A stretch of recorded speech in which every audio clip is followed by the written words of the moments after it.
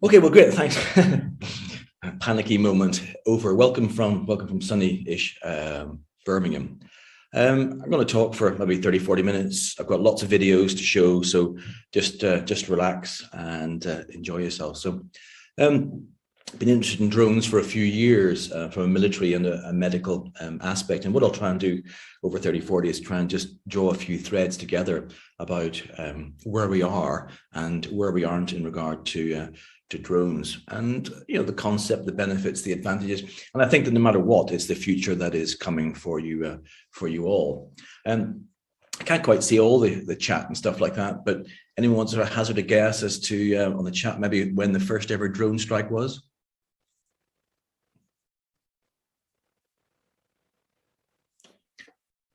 Okay, well, actually, it was 1944. People think it was perhaps more recent than that. There were a lot of drones actually used in the Second World War. This is an interstate TDR built by the Wurlitzer Organ Company, or the Interstate Organ Company, and it was a remotely piloted drone that could be flown onto a target. And even in those days, 1944, the plane itself, this is the drone itself. You can see top right, there's a nose cone camera. So the guys would follow behind in a modified plane with basically a green television screen, and they could fly the plane onto its target. So even in 1944, we had drone strikes. It was in the Bougainville Islands in the Pacific. You can go back to 1917 and the Kettering bug, but this was just launched on rails, actually pretty much as the precursor to the V1 rockets. They were non-guided but just were flown towards vaguely the enemy trenches, no control, and away they went. Things got a bit more specific actually then when they used these are called Weary Willies. They're old worn out B-17 bombers, and what you do is you climb into these and climb to about 20,000 feet and then flick the switch to arm the bomb, and then you jump out.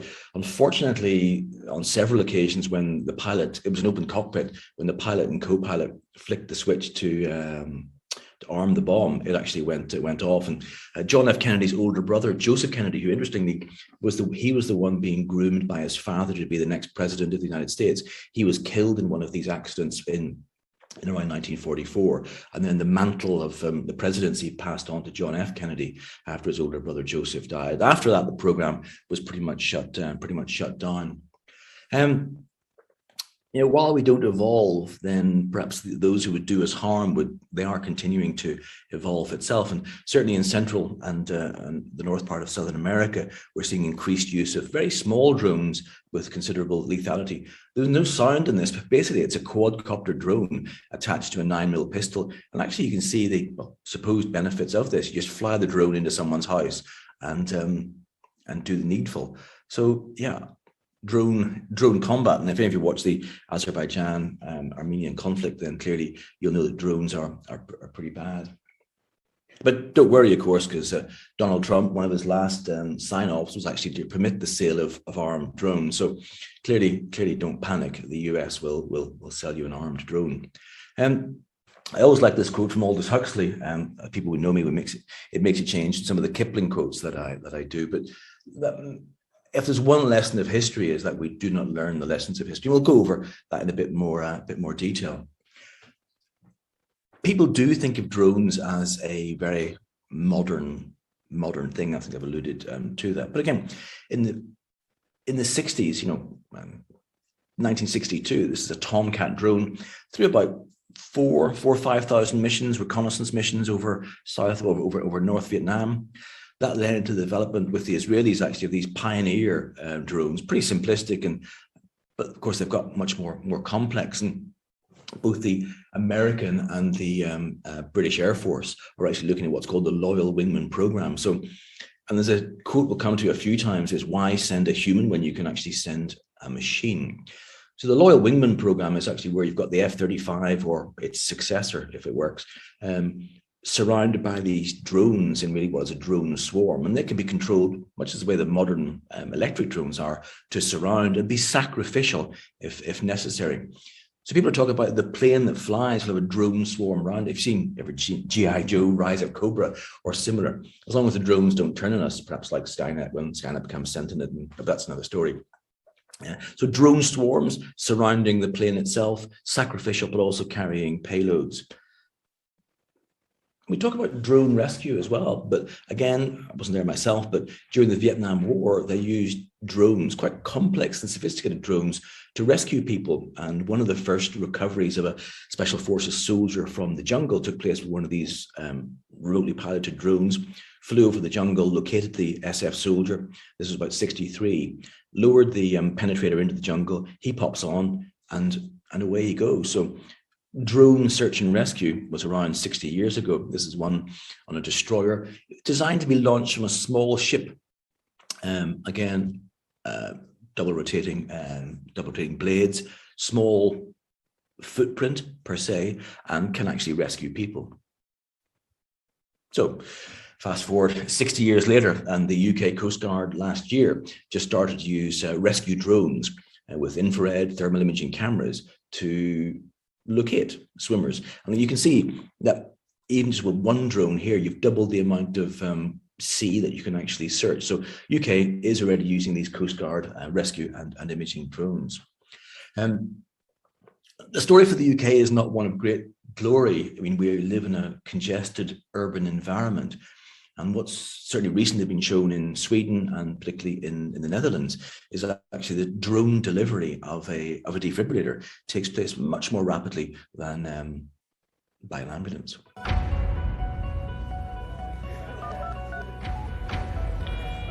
112 operator, what is your emergency? It's my dad. I think he had a heart attack. Please help. He's not breathing anymore. Please stay calm. What's your name? Joanna. Good, Joanna. We've got your location. The ambulance drone is on its way. Remove his top shirt to uncover his torso. Okay. Great. Can you go to the nearest exit? The ambulance drone is almost there. Okay. I'm outside. I'll be talking through the drone now, so you can put down the phone.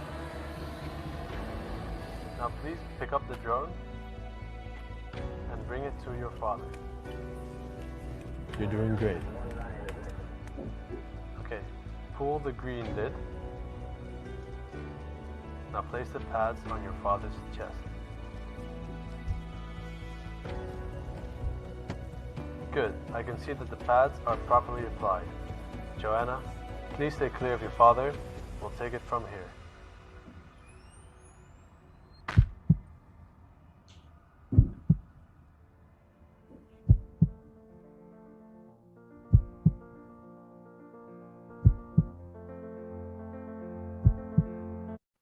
Now, I hate to say that when I saw The Lucky Man Rising Up, I was reminded of perhaps of a zombie flesh eater movie where suddenly the dead come back to life. But joking apart, it's clear that in urban environments where the average distance from perhaps drone station to casualty can be about on average is about 3 kilometers. You can get a drone there in 5 to 8 minutes, which is clearly much quicker than in any congested urban environment.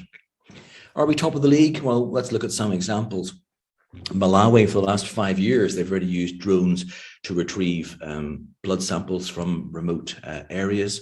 In Uganda, particularly, where the roads are bad, and there's a lot of people live in communities in lakes, on islands in lakes and boats and the like, and it's of course difficult by conventional means to get HIV medication. In a country where about perhaps 18% of the population are actually HIV positive, there's a lot of HIV retrovirals need to be delivered. So Kanagala Islands on Lake Victoria, it's 84 islands. Now that's a tricky thing to deliver to, but of course they use drone technology. To be clear, they're already using, this isn't the future, they're already using this technology. Zipline will come on to in a sec. They're delivering COVID vaccines all around sort of Central Africa. So what about other third world countries? Sorry, I mean Scotland. So drones are being used now again to deliver coronavirus kit between hospitals, PPE, obviously the islands, Highlands and Islands. It's difficult to get to sometimes. You're reliant on the ferries. Why send a man in a plane when sometimes you can send a machine at no risk? So again, you can see bottom right, the Isle of Mull is trialing unmanned aircraft to distribute supplies. And again, courier blood samples around the place itself. I was chatting to the chief pharmacist on the Isle of Wight the other day, and we were chatting about one of the problems that they have, which is that they can't make up chemotherapy drugs on the Isle of Wight. They haven't got the clean room to do that. So up until now, that's meant that 500 people every week or every 2 weeks have to go across to the mainland on the ferries to get their chemotherapy. But what they're doing now is using chemotherapy, getting the drugs from Southampton, flying into the Isle of Wight.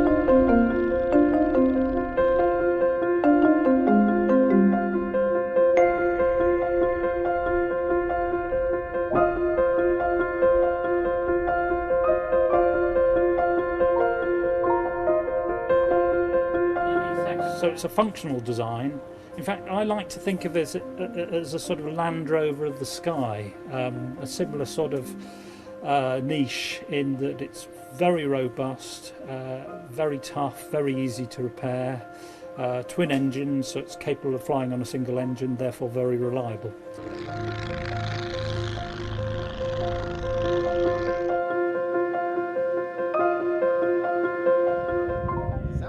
So certainly the night flight capability and all weather, if you've got someone that needs blood, and we'll get back to that a few times, I think, during the talk itself.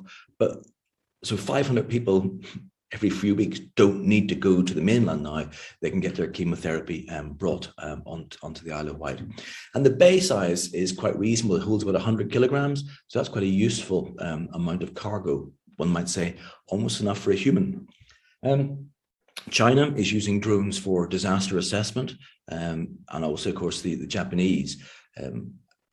Fukushima, you don't really want to go into the ground zero at Fukushima, but of course, drones carrying Geiger counters and other analyzers can go into these areas and get very good data as to what is going on. And clearly, you probably want to wash them down when they come back. Pre-hospital, from the paramedic point of view, we've all done these classic things where you go around assessing a major incident and assessing, priority 1, priority 2, priority 3, or dead. But actually, again, why send a human when you can actually send a drone? And recent research clearly shows that actually using drone technology, it's actually faster and actually more accurate to send a drone, which can actually triage the scene itself. What about blood? Blood is a tricky thing. It's got a short shelf life, but it is a life-saving transfusion fluid.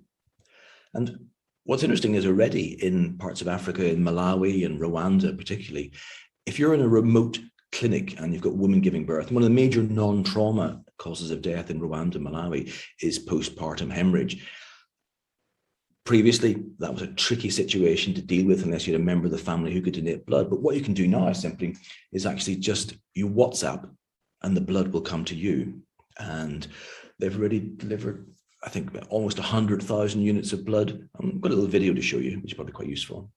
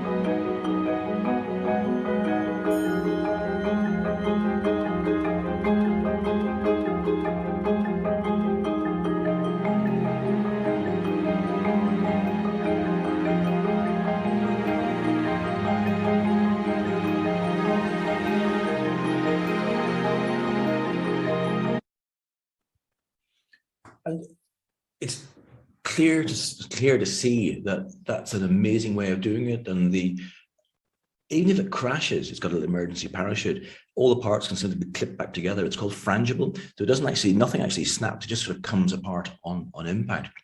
And since that video was made, I mean, it's now that 75, outside the capital of those two states, 75% of all blood deliveries in those two countries are now made by drones. Now that has clear military implications, which obviously is one of the other hats that I wear.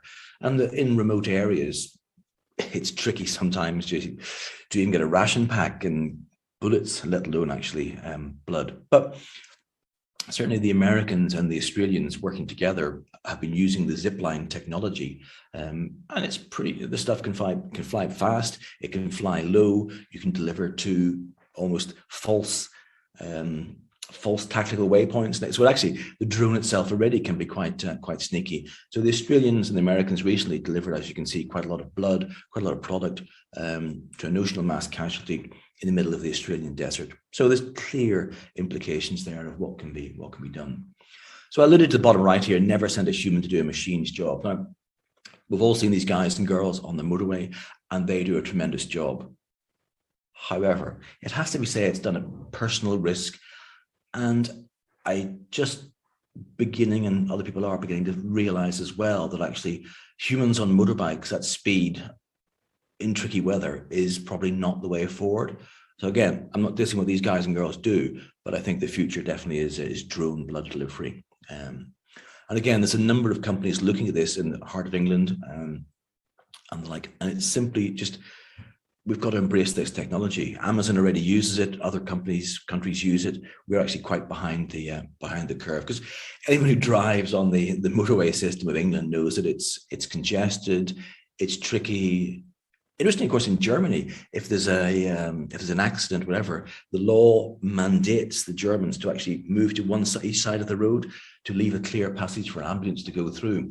We don't have that. And of course, many ambulances, and anyone who walks along the Bristol Road or the Pershore Road knows that I feel very sad for the ambulance drivers, because they just get stuck in traffic outside McDonald's and they just can't move.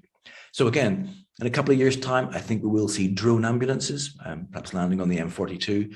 Hopefully not while I'm traveling. But this is coming, and there's no way. Researchers in California are developing an autonomous drone ambulance that could help get people to a hospital or get them out of harm's way in case of an emergency. CBS's Chris Martinez shows us how it all works.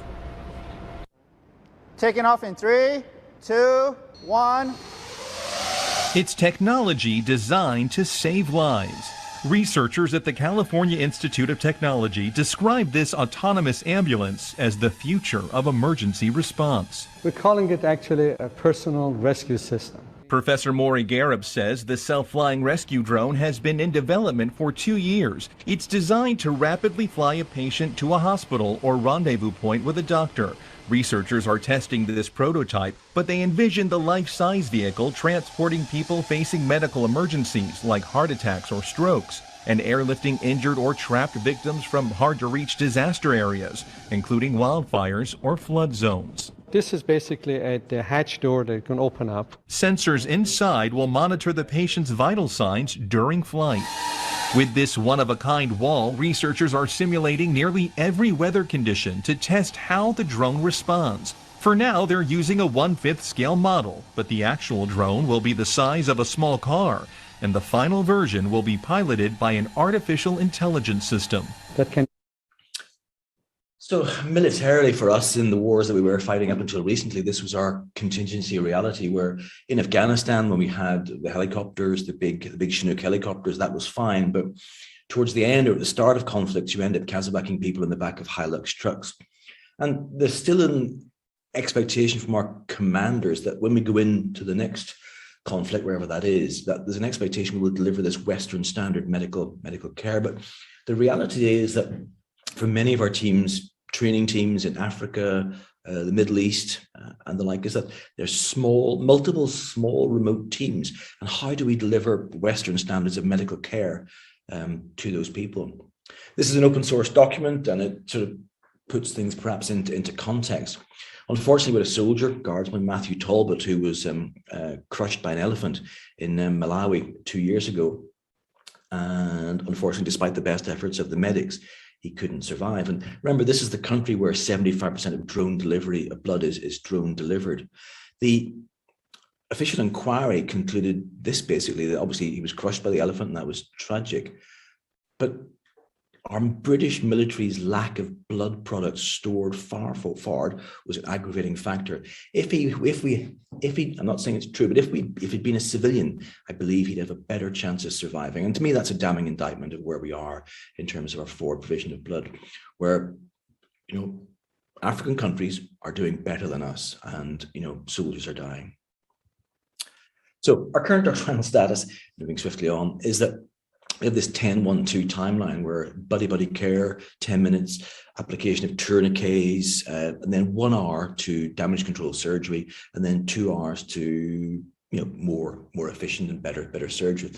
That takes a while, and you're transferring people from vehicle to vehicle to vehicle. And I think the future is going to be somewhat different. The U.S. Army wants to develop an unmanned helicopter to evacuate wounded troops from the battlefield. A drone helicopter can land in areas deemed too dangerous for manned helicopters to land. A soldier on the ground can guide the drone to a safe landing using an iPad-like device. Among the drone's features would likely be a secure seat for the wounded soldier, a vital signs monitor, and a communications link to a medic. The Army would like the drone to be based on a platform already in service, such as the Northrop Grumman Fire Scout, Boeing Hummingbird, Sikorsky Black Hawk, or Cayman K-Max. So what's interesting, actually, the US already have unmanned helicopters that they can fly. There's no reason we can't put people into them. We'll come over this in a sec. Robotic surgery, if you've seen Prometheus, clearly this is one of the ideas that people have had, where the robot surgeon, obviously a little less clunky than this, delivers your health care.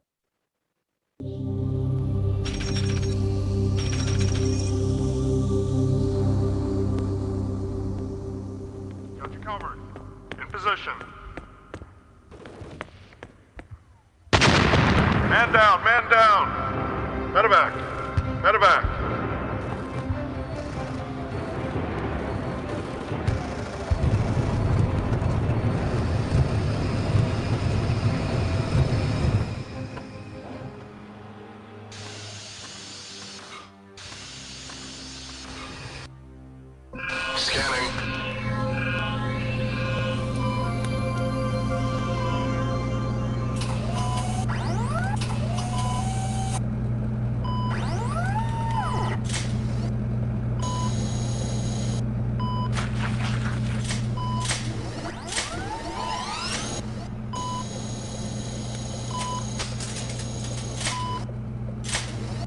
Forceps.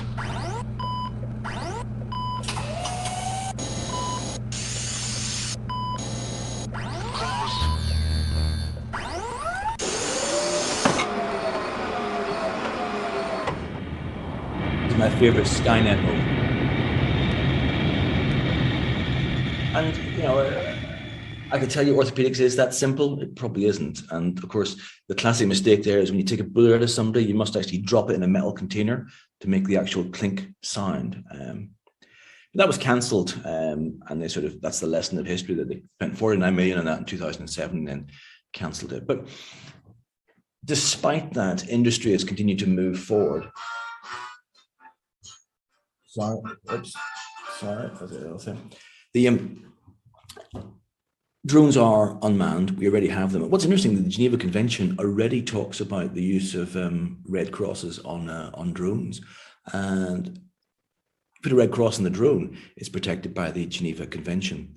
And the US already has a drone roadmap, and because people are worried about, you know, on the congested battlefield where the drone is, you know, crashes with a cruise missile in flight, clearly that would be bad. But they've already worked on the safe ride principles, the maximal G and the like. And what they point out here, I think that's what's going to happen, is that a cargo drone this year, maybe next year, will come forward and deliver rations, bullets, water. And there'll be somebody in a patrol house or in a remote area, could even be a Scottish island, that needs to be CASEVAC back. We haven't got air superiority, so how do we get them back? And that's the first casualty. We put drone, big cargo bay, put in the casualty and send them back. And that's what's going to happen. and they have these safe ride standards, less than 2G in any axis. And again, you'll know that in the last, well, yesterday, the North Koreans launched 2 ballistic missiles. 3 days ago, they launched their first sort of Tomahawk-style cruise missile. So if we go to war in North Korea, which would be bad, or with Taiwan versus China, that we won't have air superiority. So how do we CASEVAC those patients? How do we get them back to Rule 2, Rule 3? That's something for us all to think about. So the US has actually gone back on board with this, and they've now put out a tender 2 years ago to, as you can see, produce a low-cost aerial platform, 100-mile radius, speeds above 100 knots, ready to go. So for us, and I think also for civilians, we'll be looking at injury in the middle of nowhere, straight into the drone, and back to myself here, my friend Nigel, at the Rule 2, sort of forward small combat hospital, ready to deliver care. So what care can we deliver in a drone? So sort of arbitrarily, but talk about level 0, which is a lone patient by themselves in the drone. Level 1 is an en route, either a paramedic or a tactical combat care provider. Level 2, more interventional care, we'll cover that. And level 3, which we can do a bit, is en route surgical care.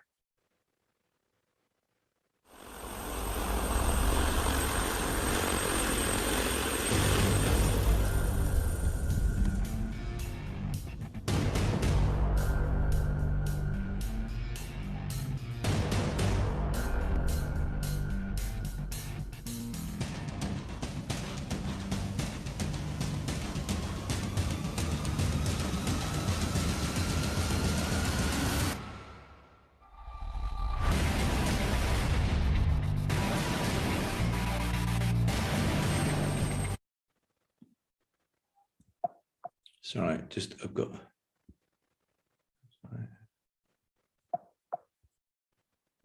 I mistakenly pressed screen share there, so we've got coming off that. So just start that again, sorry.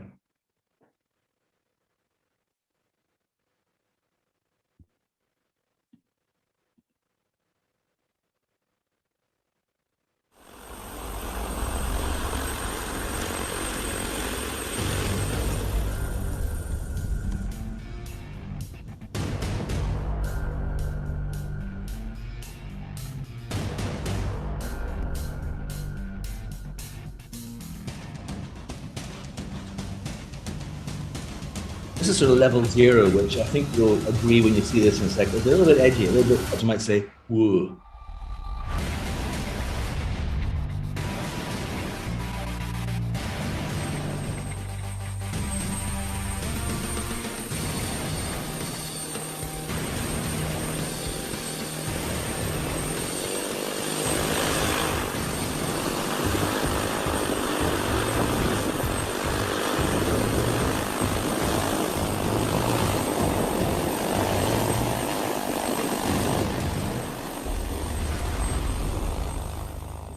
Okay, so that's the little bit worse. So level 0, patient by themselves. You have to have a lot of belief in a drone to actually get onto one of those. But there are other vehicles out there. This is a DP-14 Hawk, which is like a small double rotor aircraft. And it's got a patient-sized load bay. And of course, you can actually put monitoring into the load bay itself. This is one of the ones that's in development by the US. And it can just sit on a landing pad by itself for days at a time. Unlike pilots, never gets tired or irritable.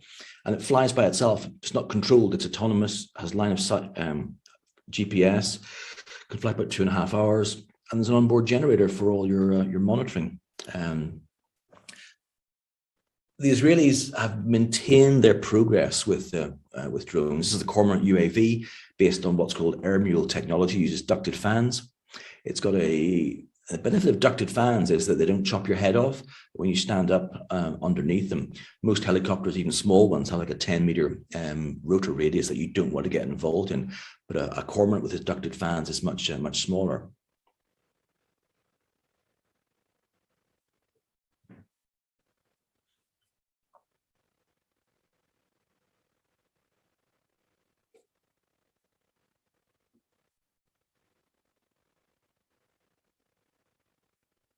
As you can see, there's space to hang up fluids, which of course ideally should be blood.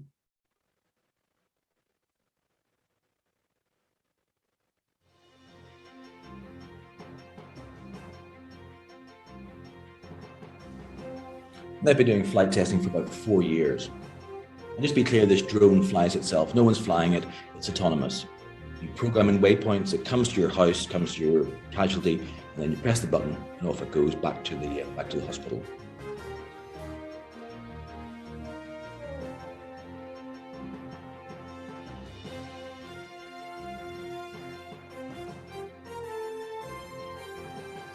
You've always got to love the music of these things.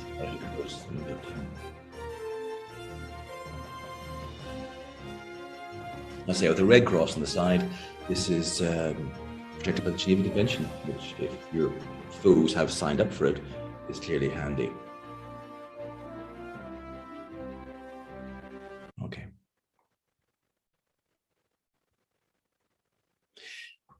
And Israelis are looking at actually the drone that can actually defend itself, which is allowed again under the Geneva Convention. And these things have 500-kilometer plus radiuses, so you can actually site your surgical team in another country. And we talk about speed in a sec. But as we move on to perhaps someone on the drone, slightly larger drone, what can we do? ROBOA, foams, blood, junctional tourniquets, automated access. There's a lot of stuff on the horizon that can be done inside a drone. And also the aircraft, even simply that we can actually put people onto, are improving all the time. The US Army is looking at what's called Future Vertical Lift Program. This is the Boeing SB-1. All these have drone models that come with them. The one that's probably going to win the contract is the Bell Valor 280. 280 because it can fly at 280 knots, which is over 220 miles an hour. So actually, that means in 20 minutes, it can fly 100 miles. So your surgical team, 20 minutes away, can be in an entirely other country.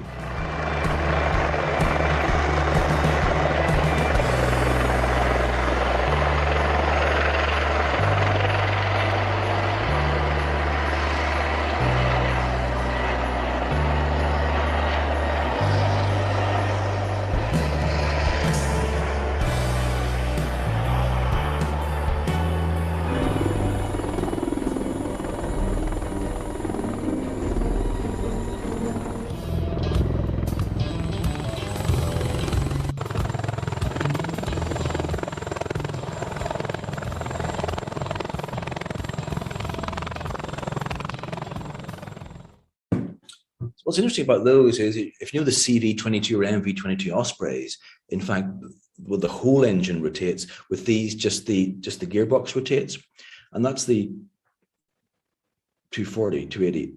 The 247 Vigilant drone is the slightly down market version. This is a drone based on the same technology.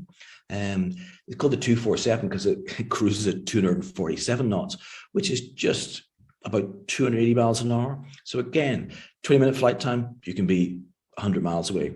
Clearly for half an hour, well, for an hour, you can be 250 miles away and still get the casualty to hospital in an hour. That is clear military and civilian applications.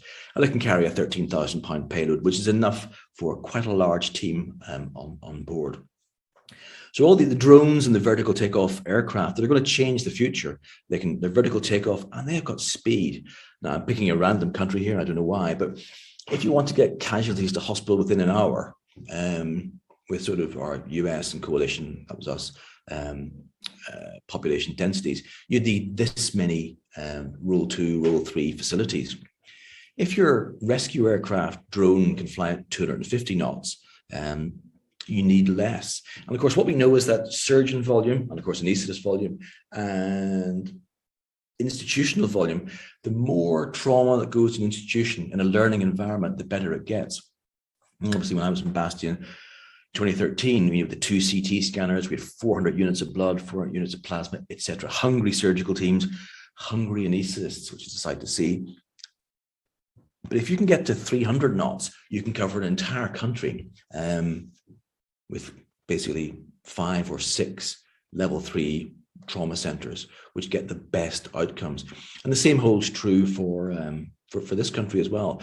The faster you can get people to hospital, the less trauma centers you need. And actually, because of the volume that you're giving them, the better they will get.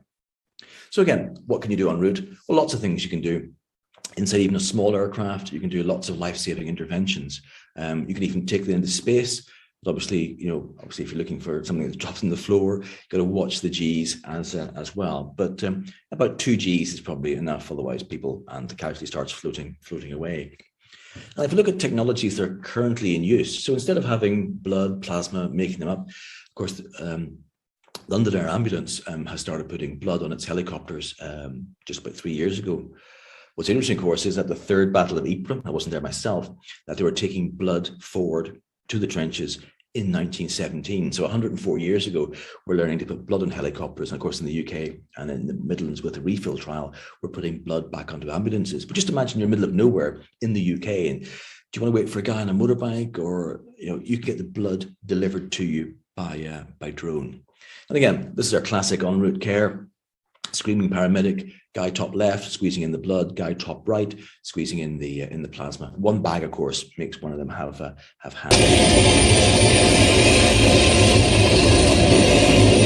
The room stand up with your heels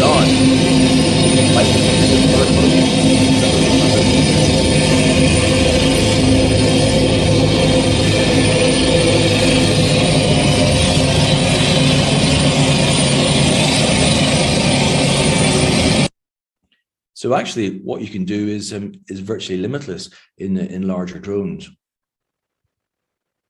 Now, some of the stuff's a bit fanciful. This is like a transformer vehicle. I keep expecting this to sort of, I turn my head and it turns into Bumblebee, but that's not going to happen.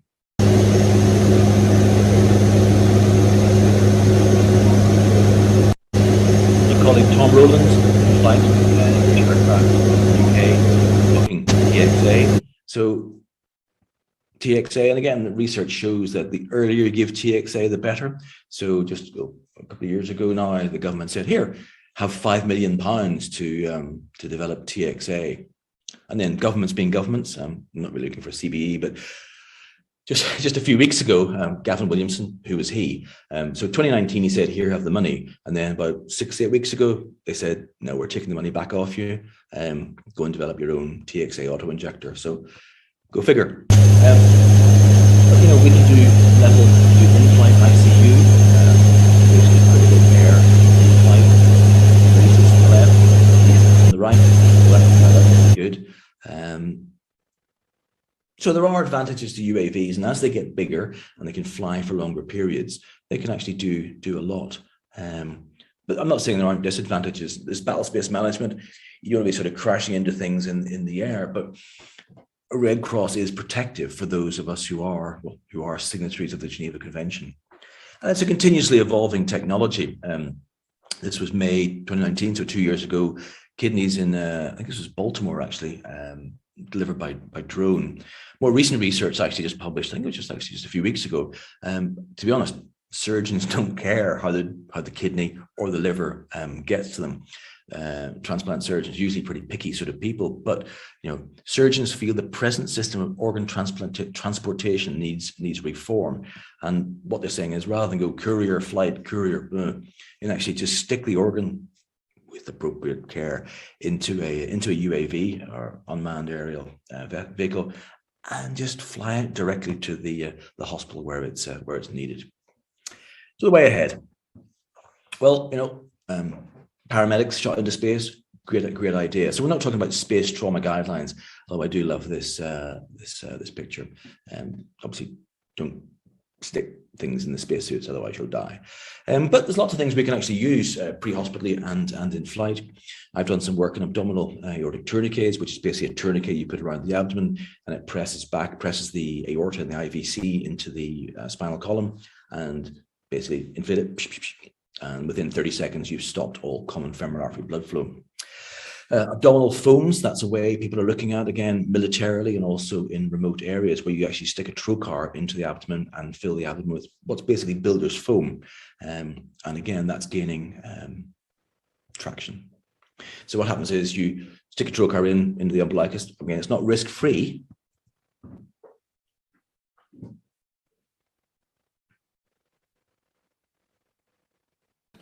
Signed in a sec. The Arsenal foam technology has been engineered to treat life-threatening, non-compressible abdominal trauma. This product, shown here treating an acute liver injury, is injected as 2 liquid phases. Upon mixing, A chemical reaction is initiated, causing the material to expand throughout the abdominal cavity, making contact with sites of injury and creating a tamponade effect to stop bleeding. The product molds to the anatomy, allowing injured patients to be transported to surgical care where it can be removed.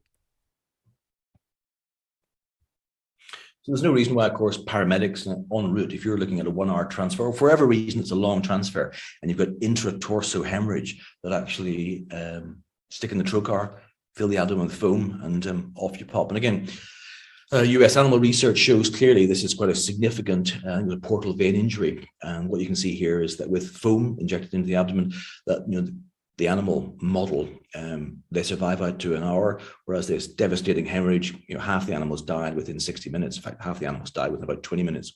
So there's a lot of work being done. This was just published in March this year, but abdominal injury plus foam. And I think that's going to be the future for many of us.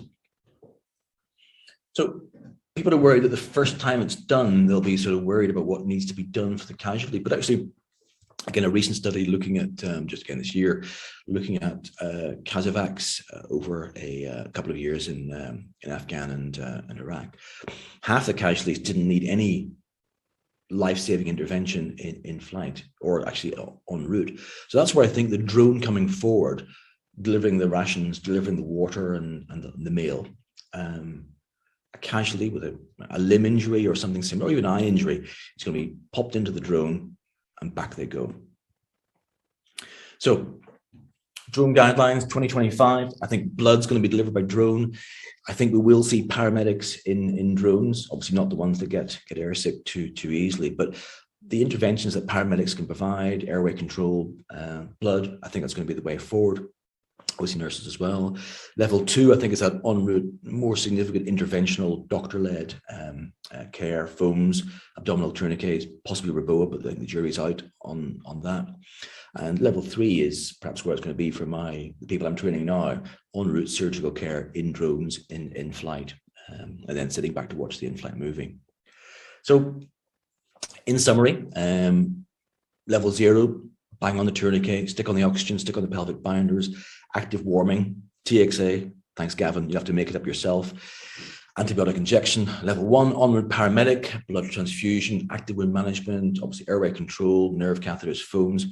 Level 2, well, that's for the rest of you out there. The world is your lobster, in what I prefer to say. And I think only imagination stops you thinking. So it's going to be commonplace, as Spock said. Change is the essential process of all existence, but it's coming. It's there now. I mean, the drones are already delivering Amazon parcels. They're delivering blood. They're delivering chemotherapy. They're delivering organs. Very soon, they're going to start delivering patients. So we need to be ready. I published some stuff on this. My email addresses are here. I'll take questions in a sec. But again, I'm happy to take questions offline as well. Thank you very much.